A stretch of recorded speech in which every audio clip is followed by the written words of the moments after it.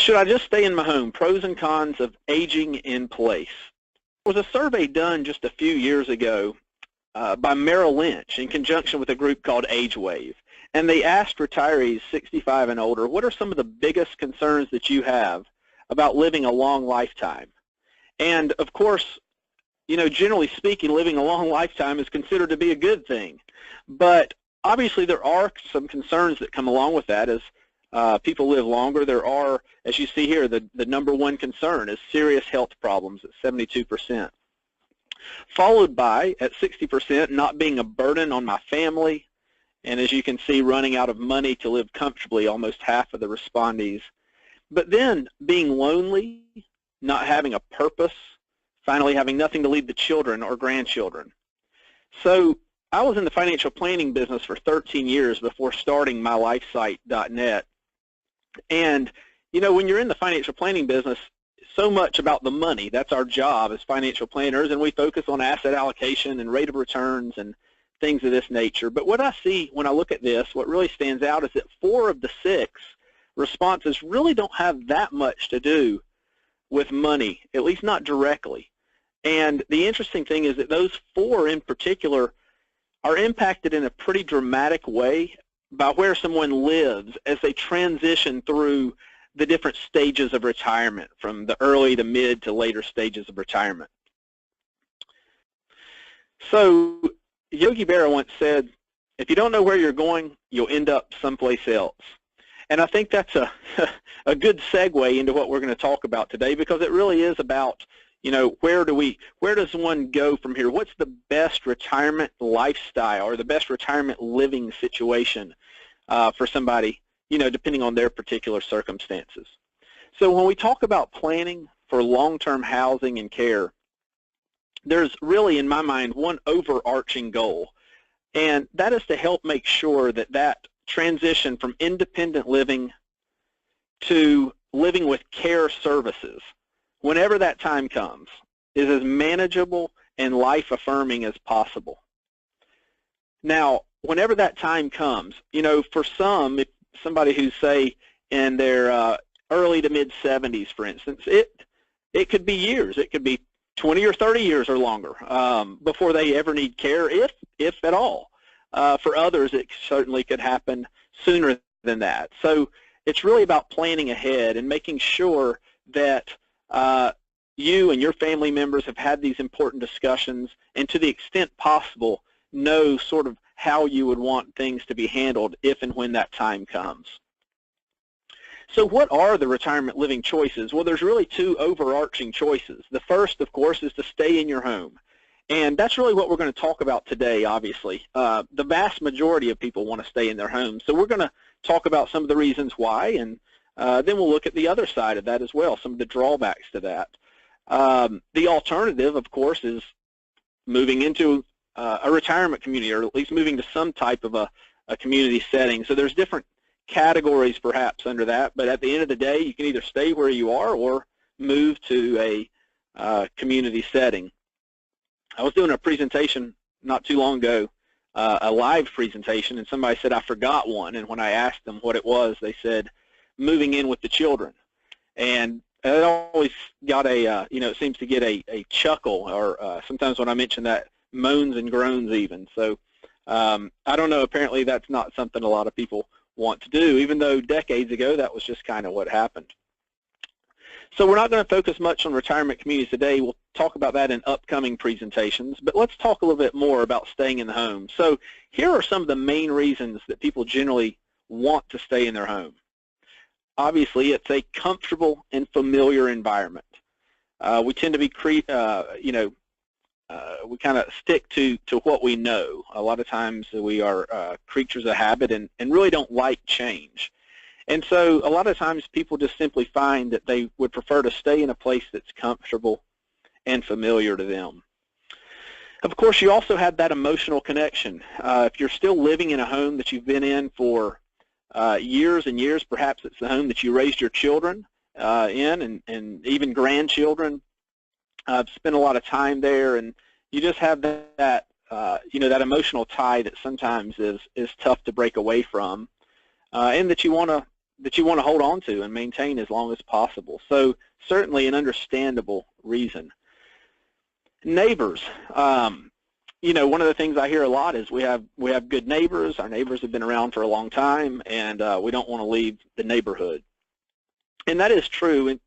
However, in some cases, you know, the neighborhoods change. As one ages, people do move out, move to be closer to their children or grandchildren or what have you, and turnover starts to take place. So a lot of times the neighborhood simply is not what it was years and years ago. And so sometimes that's not the case, but many times people do want to stick close to the neighbors that they have good relationships with.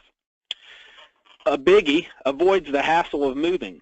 I have talked with so many people who say, you know what, we're not going to move, even if that makes more sense for them, because we just don't want to deal with all of our stuff. And so, you know, clutter that's accumulated over the years and what to do with that. And so we'll talk a little bit about the other side of this later, but certainly for many people, they just simply don't want to deal with the hassle of moving. Less expensive. I have maybe out to the side because that's not necessarily always the case. Many times it is, particularly when we're talking about independent living. If your home is paid off and you know, you don't have that mortgage payment, then certainly living in your home may be less expensive than a retirement community. However, if you at some point do require care services and so forth, it's, you know, it all depends on whether or not living in your home is still less expensive. So that one's not so black and white, but certainly there's a perception, and oftentimes, again, during independent living, it's reality that sure, it can be less expensive to stay in your home. Lower exposure to illness. When I say this, I mean this compared to, again, a retirement community type of setting where, you know, anytime you're living in a group setting, the spread of flu-like illness and so forth can certainly take place, whereas if you're living in your own home, you know, you just maybe don't have that same exposure. So it's not something that I see happening a lot, but every now and again you do hear a story where a retirement community has an illness that's affected a number of their residents and things like that, and they have to take added precautions and so forth. And then finally, and I saved this one last on purpose, is independence. That's probably the most popular answer I get when I say, what does staying in the home mean to you? And I'll hear independence. And you'll notice what I've put here is sense of independence, because in many cases, staying at home isn't necessarily a more independent situation, even though perception-wise, that's just what people often think. So we want to talk a little bit more about that. I would like to point out that wanting to stay in the home does not always necessarily mean that one should stay in the home. Again, everybody's situation is different, and you've got to ultimately decide what's best for you based on many of the things that we're going to talk about in this presentation. But it is important, I think, to draw that distinction that wanting to stay in the home does not necessarily mean that one should. A lot of those reasons we just went over are really emotional-based reasons, and emotions are important. You need to be happy and feel good about where you live, particularly as you go through those different stages of retirement. But it's also really important to think about the practical or impractical aspects of that decision as well. And that point is sort of highlighted by a number of articles that I've seen recently. This is one in particular in the New York Times. And the title really stood out to me, where it said, "At home, many seniors are imprisoned by their independence." And it really talked about that idea that many times those who stay in their home seeking independence actually end up with less independence. And so it's something that people really need to think about. And I'm starting to see kind of an awakening, if you will, where studies are showing that, you know what, staying in the home, while it still may make sense for a lot of people, there are some that actually it doesn't make as much sense for. And one other thing to point out is this book that was written I believe it was last year, yes, March of last year, by a professor of gerontology at the University of Florida. And the title of the book was Aging in the Right Place, kind of a play on the phrase of aging in place. But the whole point of his book was kind of summed up in this quote, where he said the concept of aging in place has become a mantra in recent years that might prevent older adults from seeking healthier and more holistic alternatives. So again, just reiterating that point that there's more and more research showing that living at home isn't always the best solution for people. So that's a transition, I guess, into what we're going to talk about now, which is kind of the flip side of this. Let's talk about some of the possible implications, negative implications of staying in the home. Well, the first, maybe the most obvious, would be the potential for home modifications. Now, that's not necessarily a negative thing. It just depends on the build out of somebody's home, where the bedroom is, whether there's stairs, the width of the hallways, height of the cabinets, and all these types of things. And so modifications may be needed at some point. They may be moderate or perhaps more extensive. I read an article just recently where a financial advisor said that he spent upwards of $200,000 modifying his mother's home so that she could stay there, you know, as she aged. And ultimately what happened is, I can't remember if she just fell ill or suffered from a physical fall, but she had to end up moving out to a care facility, rather expensive care facility anyways. And so on top of the $200,000, she wasn't able to stay home after all and had to move and pay that additional expense on top of it. So anyway, home modifications could potentially be one thing that would need to be done. Interior and exterior maintenance, a lot of times people, when I do visit a retirement community, I'll ask somebody, you know, what's one of the reasons you chose to move here? One of the things I'll often hear is, we just got tired of taking care of the home.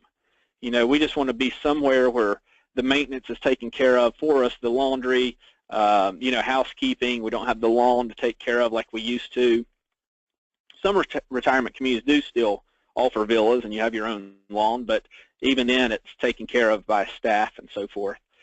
So, you know, maintenance of the home, taking care of the yard, replacing the roof, HVAC, whatever it is, can be an impediment over time, particularly if somebody's mobility becomes less.